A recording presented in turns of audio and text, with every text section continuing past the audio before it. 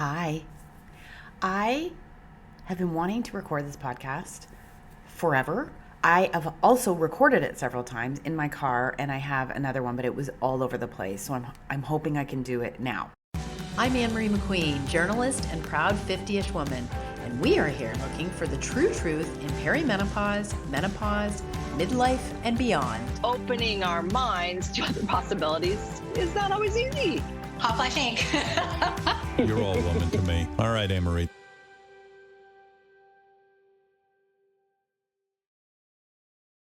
Anyone who listens to the Hotflash Inc. podcast will know I've had a hard time finding help with my perimenopause and menopause symptoms, whether it was trouble sleeping or extreme anxiety or vagina stuff. I've encountered roadblock after roadblock in doctors who didn't know anything about taking care of women like me. It made everything harder than it had to be. That's why I'm so happy that there are companies like MidiHealth stepping into the gap and sponsoring podcasts like this one. Their supportive, comprehensive, and holistic approach to the menopause transition will provide you with what we all need most, a personalized care plan. Their virtual care clinic is easy to use and covered by most insurance plans. You can chat with your specialist during an appointment or message 24/7. You don't have to deal with this alone any longer. Book your visit today at joinmidi.com. That's joinmidi.com. Mixed in with me and hormone therapy is me and a lot of larger health problems. It's important that everyone understands that I am talking about me and the medical advice I've got and the journey that I've been on. This is not medical advice. I am not a doctor. And nothing I say or do should be taken as confirmation that you should say or do something, if that makes sense.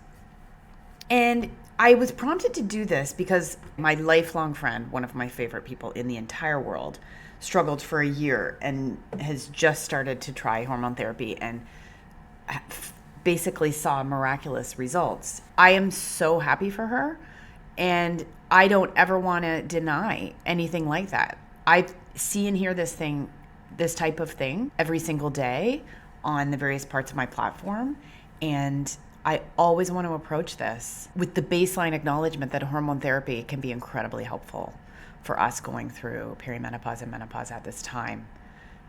And for whatever reason, we're having such a hard time at this time, and it's really hard to compare it to women 10, 20, 30 years ago. Many people are. And I have very good friends, like 3 of my best friends now. This person is the time will tell. But I have 2 other friends that are just like great test cases. Like one was just suffering so much from hot flashes and night sweats. She was falling apart, took hormone therapy. I've never heard her complain again or mention it ever again. And another friend who's, is doing the work, has done everything to deal with her considerable trauma from the past, but was still struggling with anxiety. And that's just so hard to live like that. And she had a meandering hormone therapy journey as well, and is really being helped by it. And I'm in groups where we're more circumspect about hormone therapy.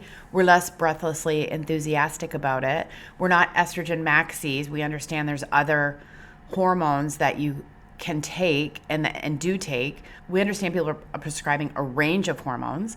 I mean, over at Reina Health, I've been dealing with them a little bit. Like they're prescribing pregnenolone and progesterone and DHEA. Feminat is another company that I've been working with a little bit. I actually saw one of their doctors, and it's a whole different story than what you're hearing on social media, which is really quite frustrating. So it's fraud, and it's fraud on the macro level around me. And then there's my own personal, me, Anne Marie McQueen story of struggle since my early 40s. So just to recap, I didn't know I was in perimenopause till about 47. And then it took a couple more years for the penny to drop that a lot of the problems that I had in my early 40s, including the extreme sleeping problems, nightmares, panic attacks, just really big anxiety problems, were probably due to that recession of progesterone that happens in the early stages of perimenopause. So I always thought there was something dramatically wrong with me. And early on, I had a sort of conjunction of life events. I was in a live-in relationship that was falling apart, that I wasn't acknowledging, which is a pattern that I've had, just not acknowledging what's actually happening with me. And a family member was diagnosed with cancer, and it was a really hard, terrible time. Our entire family was rocked and has been ever since by this diagnosis.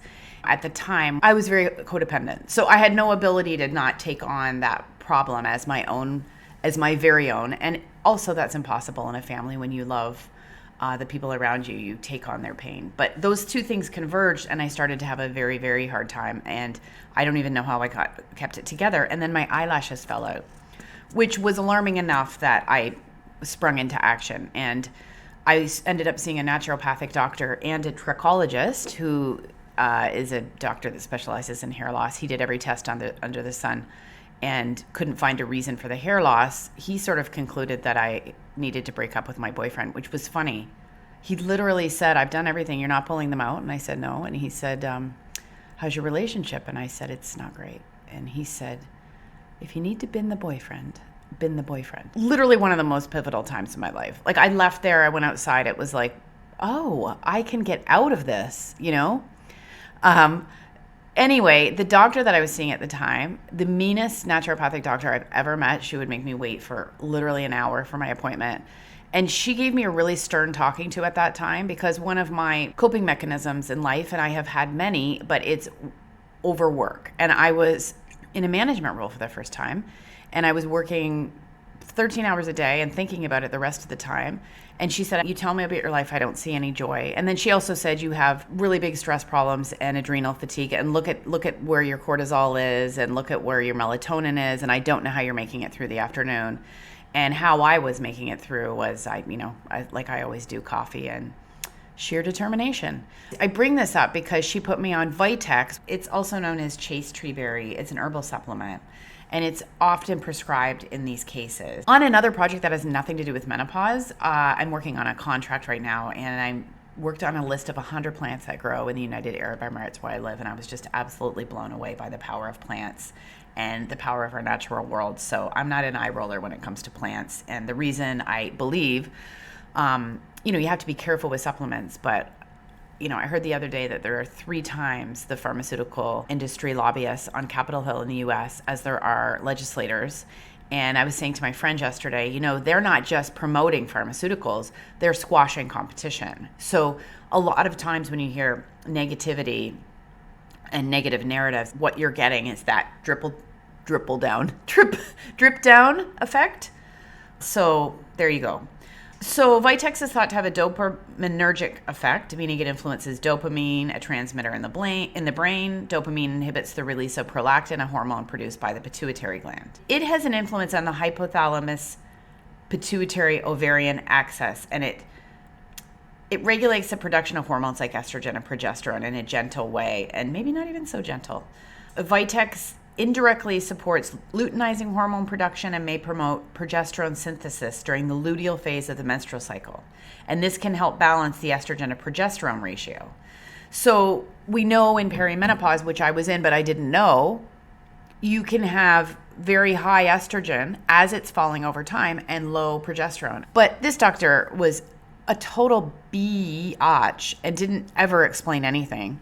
She did say to me, "Anne Marie, if you don't change your ways, you're going to get an autoimmune disorder or you're going to get cancer." And I was scared straight by that. Did I change my ways? No. Did I get an autoimmune disorder? Yes. Perhaps I already had it, but I digress. I considered that like a huge wake-up call, and I really incorporated a lot of good things into my life. But I continued to struggle. I had a really glamorous French gynecologist for a few years there. Her name was Dr. Annie Rousset, and she looked like the fashion designer Diane von Furstenberg. She had dyed red hair. She was just fabulous. And I asked her about hormone therapy a couple of times. She's the first person that tested my hormones, and I'm using quotes because I just think it's very hard to get a straight answer on this because companies are coming out with tests for perimenopause. I'm just not sure you need a test for perimenopause.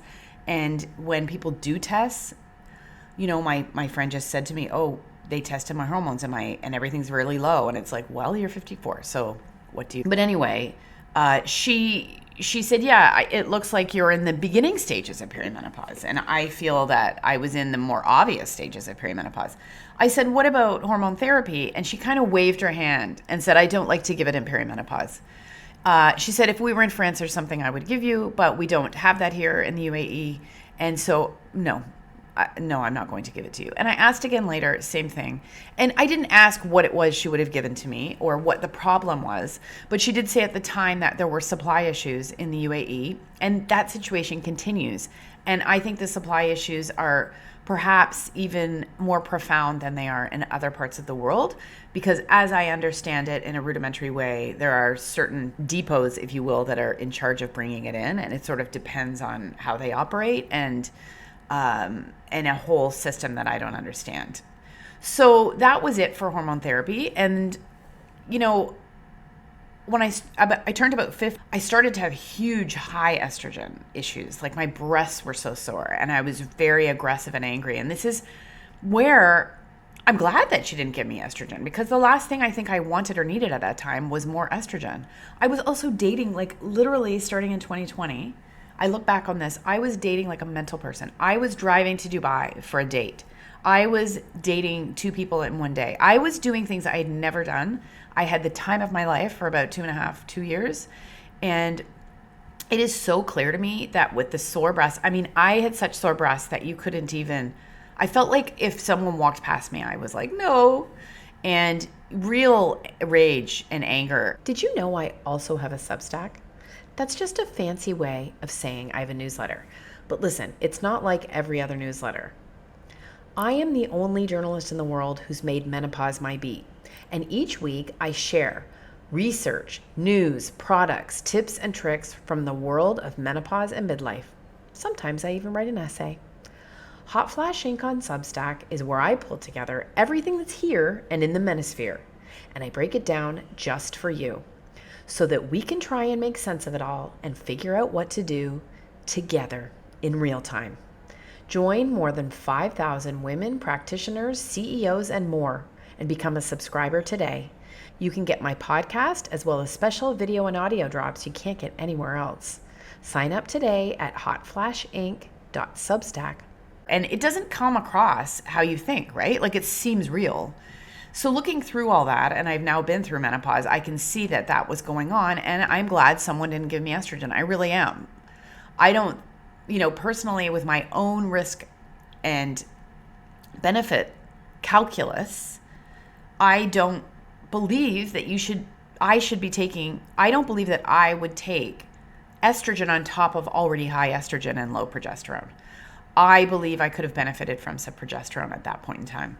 I had terrible sleep issues in my late 40s. Like I was waking up at 3, 4 in the morning. I was also working like an absolute mental person. At one point for 5 months, I had 2 jobs. I had a full-time job and another full-time job, but I only had to be in an office for one of them. This is the kind of thing that I've continued to do through my life. So those sleeping problems, I think, dovetailed with what has been an ongoing problem in my life ever since about 30, when I got my journalism career ramped up into true stress and I went off the birth control pill. These 2 things happened around the same time, and my mother died. I started my journalism career. I broke up with my long-term boyfriend I was going to marry. I went off the pill, and my mom died. These things all happened in a period of a little cocoon of a couple of years. And I had IBS symptoms for the rest of my life. Diarrhea was like an ongoing situation in my life. And I fueled myself with coffee, which I always do. And I often would, looking back, I notice that on vacation I would be exhausted. And it got so that I would think, oh, I'm going on vacation. How will I have the energy to be on vacation? And I believe that this is similar to the situation where I trained for a marathon once and then I tapered. I did my long run and I tapered. I got bronchitis. When you go on vacation, you get sick. I believe that this exhaustion, like I remember being in Egypt and just trudging around the pyramids, literally dying. I remember being again in Egypt a couple of years later and going through some museums and like I just couldn't even function. I just was like, I need a coffee. I remember that in Jordan and Petra. Just, when can we have a coffee? I'm so tired. And so that was all brewing, and it was when I look back on pictures of myself, I was really struggling. I was very chubby. I was inflamed. I was puffy. I was overweight, but I wasn't eating. I've always eaten really well. So all this was happening. And I got a new gynecologist because my fabulous French gynecologist left the country. She's from India and she delivers babies. She knows very little about women my age. She has very few customers my age. She knows nothing. And she's not that she knows nothing. She's been a good doctor. I had reoccurring bacterial vaginosis, and she's the first person who said, that's often due to gut issues and blood sugars. And I was like, you're kind of putting this all together like a sleuth, but also someone who's doing a bunch of other things. Who has time for any of this? In my late 40s, right before COVID, I started noticing I was loving F45, and I started noticing that when I did the hour class, it's normally 45 minutes, obviously. And when I did the hour class, that was, hit, and that some days, I would do this on a Friday because that was the holiday here then. And some days it would lay me out for the entire rest of the day, that workout. And I started just wondering what's going on and worrying. And I started skipping a few of the exercises in it so that wouldn't happen. And that helped. In 2021, I found out I had SIBO, and that was causing a lot of the problems. If you've ever had SIBO or small intestinal bacterial overgrowth, you know that you feel terrible. And it's many of the same symptoms of perimenopause. And this whole time I had incredible brain fog, couldn't concentrate, couldn't organize myself. I don't know how I operated. Meanwhile, I did. And so I healed SIBO, and I felt tremendously better. After a couple of months of feeling great, I went to Nashville with my brother for the weekend, ate, drank. After that, I felt just awful, god awful, forevermore kind of. But around 2022, 2023, as these things happen, I fell apart. I was so tired, I could barely work. I was always working on the weekend. I worked for, I was freelancing, so I would be laying around on a Wednesday, just barely able to find the energy to do anything. I remember a Sunday where I had to do my newsletter for Hotflash. I hadn't left the house, and at 4:00 I dragged myself to this little Lebanese restaurant downstairs to have a breakfast to treat myself into some energy. Do you know what I mean? And I remember sitting there just being exhausted and just barely able to keep my eyes open. I remember doing my hair, barely able to keep my eyes open.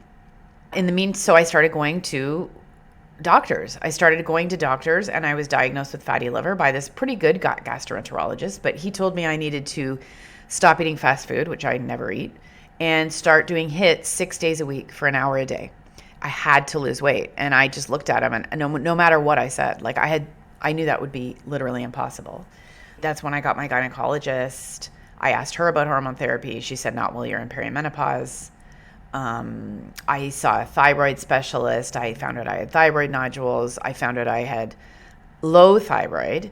And then later, at the urging of a doctor I know behind the scenes, got tested and found out I had Hashimoto's. Not terribly, but found out I had... So in 2022, 2023, the SIBO's healed, but I'm just feeling horrible again. And sometime in the winter of 2023, I was laying on my bed in despair, and this woman who I don't really know that well, she's someone I've met through the course of my work as a journalist in the UAE. Her daughter, Ruby, has autism and Down syndrome. And Stephanie is just a warrior, has just blazed trails in Dubai for her to stay in school and be in school, because they don't really have the mechanisms that they have and the infrastructure that they have elsewhere. It's never easy for anyone.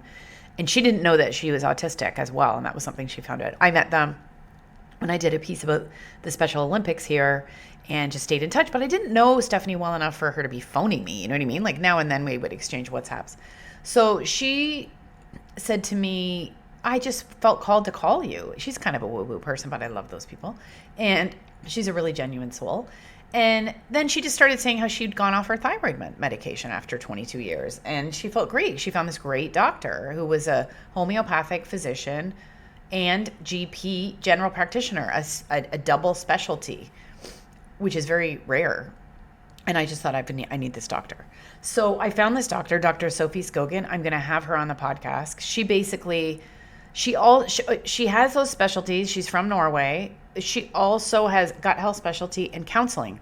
So my first hour with her was unbelievable. I just felt like a weight was lifted off. And I took a picture of myself that day, and my face is puffy. My ankles were swollen. I had edema. I was a real mess. And she said, look, Anne Marie, you've got leaky gut, you've got fatty liver, you've got prediabetes and insulin resistance, you've got Hashimoto's, you've got low thyroid, but we're going to fix it. And I can do that in 3 months.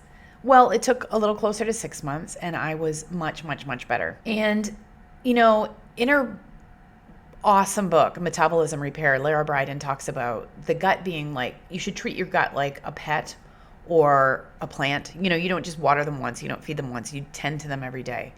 And so that has been a challenge for me, because even though I quit drinking to make this change, and it was tremendous for me, tremendous. But I started drinking again.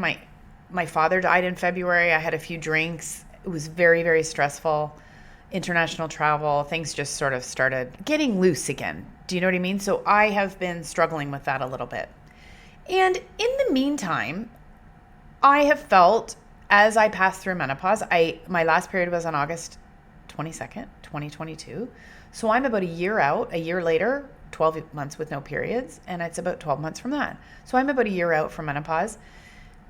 During my last stages of perimenopause, when I was talking to my gynecologist, and she said, I think this could be it. I remember I was there about 6 months, no period. And I started talking to her about hormone therapy. I wanted progesterone. I wanted vaginal estrogen. She's very, very, very, very, very, very conservative. Like, I have to have a vaginal ultrasound to get the vaginal estrogen. She only gave me 1 tube. She would not prescribe an ongoing prescription. She gave me 1 box of progesterone and wasn't happy about it. And she sort of made it seem like when I went through menopause, then I could come back and get hormone therapy. And I'm curious about hormone therapy for optimization. I want to try estradiol, and I want to see, how that makes me feel. I went to her last December, and that's when I found out that I'm never getting hormone therapy from her. She refuses to prescribe it. She refuses to prescribe testosterone. She refuses to off-label. She refuses estrogen. She gave me 1 box of progesterone and the second tube she ever gave me a vaginal estrogen. Now, you could scream and shout about this woman, but I respect her because she's like, this is outside my realm. And I said, I'm going to have to get a different doctor. And she said, well, I don't want you to, but if that's what you need to do. And so since then, I don't have great insurance. I don't have very much time. I lost my job and took a contract. In February, my father died. I was due to start a new job. I ended up starting the job 5 weeks later. I have a full-time job, and Hotflash Inc. is like a lot of work. And I'm trying to grieve, and I'm trying to get through my life. So I haven't had time to find another gynecologist. I've made a couple of appointments. I've canceled them because in the back of my mind, it's like, how do I know if this gynecologist is good?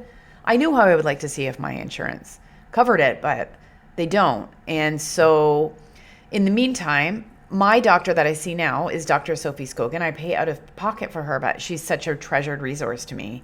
And she doesn't believe in hormone therapy. She believes in the body's ability to balance itself. So I said, I'm going to have to sneak behind your back to get hormone therapy. And she's like, no, it's just for me. I just see such tremendous changes, and there's usually always imbalances that are causing worst menopause symptoms or even menopause symptoms. She said, look at you, look at what was going on. And even if I say to her, I have friends who don't have that going on, she'll still say that there are imbalances in the body that need to be addressed. And to be honest, I have felt so much better. Like I said, my gut's a little wonky right now because I think I'm coming 6 months out of losing my father. It's been hard. It's been a UAE summer, and those things are all really hard on your stomach. So I still want to try hormone therapy. And I had a consult with a doctor from Feminad, which is a company I'm thinking about working with a little bit. And they prescribed me DHEA, for which there's really not good evidence. But, there's no evidence for it. And to me, that's just sort of weird, but also I understand it.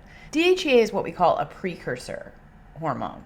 It's a hormone produced by the adrenal glands. And as we go through menopause, you hear all the time, you don't have any more estrogen. It's not true. Your adrenal glands and your adipose tissue, your fat tissue, are supposed to take up the production of the hormones that we do need to run our body. Because if we had no hormones, we wouldn't run. So dehydroepiandrosterone dehydroepiandrosterone, DHEA. It's a hormone produced by the adrenal glands, gonads, the ovaries and testes, and the brain. It's the most abundant circulating steroid hormone in humans and serves as a precursor to other important hormones, including estrogens and androgens like testosterone. DHEA plays a role in a wide range of physiological processes, including immune function, metabolism, and sexual development. I have felt a lot better when I've taken DHEA. And one of the things that happened when I went through menopause, and a friend told me this happened to her, I lost all libido and sexual desire. Zero. I had zero interest. And I would say that went on for a good 8, 9, 10 months. And if I was in a serious relationship, then that would have probably been a big concern to me. But for me, after my dating tear from 20 through to 2022 and a half, it was a bit of a respite, and I've been single my whole life. So to not have that drive was relaxing. So I've been taking DHEA. I've been taking some wild yam extract. I actually started getting hot flashes from that. And again, I would encourage you, hormone therapy is made from yams. The commercially produced, FDA approved estradiol patches, those are made from wild yams. So when you take wild yams, we're always told it's not safe, it's not proven. I mean, I just feel like there's a bit of extrapolation here, and everyone has to make their own value judgments on this. I am only talking about myself. This is not medical advice. I'm not a doctor. I am a journalist. But I'm at a position now where I actually like my gynecologist. She fits the bill. Maybe I can convince her to give me vaginal estrogen every month, because I do think that's an important thing that we need to keep that vaginal and vulva more healthy. I've heard that over and over. Everyone's pretty much unanimous about that. And I was prescribed DHEA, progesterone for that area, but you had to do it every day, which is it's not ideal. So where am I at on this? I don't know that I'm going to go chasing commercially produced hormone therapy. There are supply chain issues. I hear it over and over and over in the UAE. People can't get their patches. Listen, I want you, Hotflash Inc. woman, to understand something. No matter what I'm going through, if I go on something that I need to take every day to feel a certain way, and I have to worry that that thing will run out and I won't be able to access it, that is not a road I want to go down. As a person who's had anxiety and obsessive tendencies, I already worry constantly about things running out, things being charged, things being yada yada. I can't live like that. I won't live like that. So I will not go on something unless I know that I can get a steady supply of it. So I am completely open to all of this. You can see it's complicated. And if you've listened to this, thank you. I hope you can understand that me, with all my resources, and yes, I do have access, I wouldn't be dealing with Feminad unless they had reached out to me, but me with all my resources, can't get this completely sorted the way I want, the way I desired. And it reminds me of what Alicia Jackson told me on the podcast. She's the CEO of EverNow. Now, that's one of the leading telehealth companies dealing in hormone therapy in the US. And they had investment, a $25 million round of investment, and Gwyneth Paltrow and Cameron Diaz were among the investors. And I was asking her about it, and she said, well, they have problems too. And it should be noted for all, civilians, that if these women with all their resources and all their access can't have been struggling and in the wilderness like we have, then what is going on? And recently, one of my favorite voices in the menopause space is Halle Berry, because I feel like she's like me. She said, I could talk about this all day long. She's obsessed in a great way. She had such a hard time getting a diagnosis, and that's what fuels her, is that she said, with me, with everything I have access to, couldn't sort this out. And it's what fueled me, because I'm a health and wellness. I've covered health and wellness for so long. I've been so interested. I have so much information. I have access to these people, and I still can't sort it out. So this is where we're at. We are in a very big gray area. I just watched Emily in Paris last night, an episode about a hair care product for women with gray hair, and that was the focus of the marketing, was we're in a gray area. And, we're in a gray area in this unfortunately, we're going through this when things are pretty confusing, and we're hearing a lot of jockeying. One thing that I know that I'm not going to do, I may take hormone therapy for optimization of myself. And I think that really we're having 3 conversations about hormone therapy. 1, we're having a conversation about help for symptoms. 2, we're having a conversation about protection of the brain and heart and prevention to prevent bone loss. The third thing I think we're talking about here is something someone wrote on my Instagram a couple of weeks ago, and I can't find it. She was a genius. She said, I think we should call it hormone optimization therapy, HOT. And I am interested in that. And I think that's a little bit of what I'm doing now. And I am open to that. But, this is so complicated that I have a hard time talking about it on social media. There are women who've gone on hormone therapy and had their lives changed overnight, and I am so happy for them. I am not one of those women. It's a lot more complicated, and the journey continues. I'm going to have some of the doctors I worked with on. I'm going to have Dr. Sophie Skokin on. I'm going to have another doctor help me heal SIBO. And he's, I think, very much on the optimization. He's a functional medicine specialist in Dubai, and he jokes that he was juicing with testosterone for a little bit.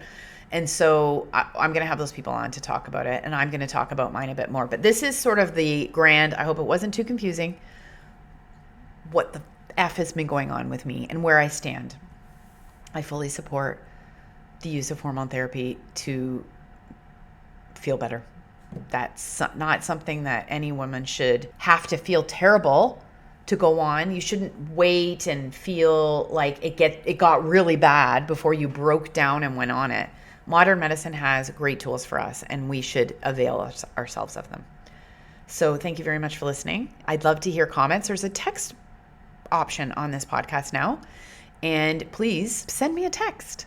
Or you can always send me an email at amcqueen@Hotflash. That's amcqueen@hotflashinc.com. I would love to hear where you're at and what you're doing.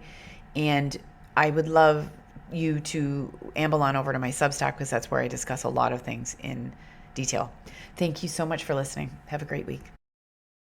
Hotflash Inc. was created and is hosted by Anne Marie McQueen, produced and edited by Sonia Mack. The information contained in this podcast is intended for informational purposes only and is not intended for the purpose of diagnosing, treating, curing, or preventing any disease.